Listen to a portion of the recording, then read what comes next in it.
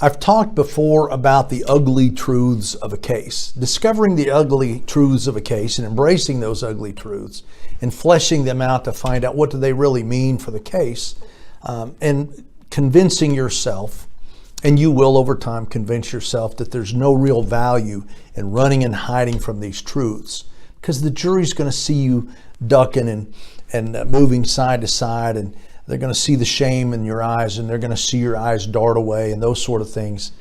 But you embrace those truths. But how do you present those to a jury? When you have ugly truths, my client is dependent on pain medicine, or there's a suggestion my client's dependent on pain medicine. My client's been in trouble before. My client and his spouse or girlfriend have had physical altercations in the past, and he's done these things before. If that gets to come in, embrace it with humility and grace and dignity. Don't embrace it with shame. Don't make excuses for your client. This stuff doesn't happen in a vacuum.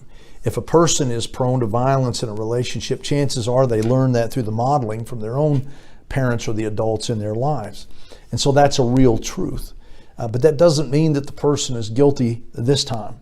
And so if you get really hostile and defensive about it and say it's no big deal, because I got news for you, it's a big deal.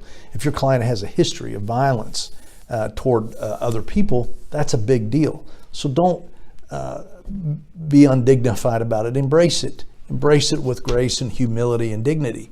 And make sure that you can extract from the jury a promise that it's not something they're going to hold against them. The best way to do that is to find out the ones that think it's a really big deal and that it might impede their ability to be truthful in this case. But all the ugly truths, whether it's a prior history, whether it's a delay in treatment, whether it is not following doctor's advice, usually there's a reason, like poverty. There's a reason because they're very conservative about their medical care and they don't go whining to the doctor. They're not a frequent flyer. That's a good thing. But embrace these things with dignity and humility. And don't automatically discount things like delay in treatment, not following doctor's orders, those kind of things. Just don't give up because of these negatives, because if you flesh these out, you'll find out that they're not negatives at all. They are just part of the story, the real story, the good and the bad and the ugly.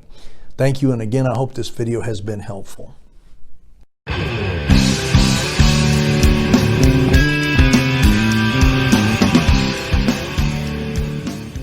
You're watching this video, so you already know the value of a good jury trial strategy. But did you know that you don't have to go at this alone? I'm former Judge Ken Adair, and when I retired from the bench, I returned to the trenches, to the practice of law, to jury trials, which is what I love and it's what I do. I provide first chair and co-counsel services for lawyers, putting on high-stakes jury trials. Go to Trial.Win to learn more.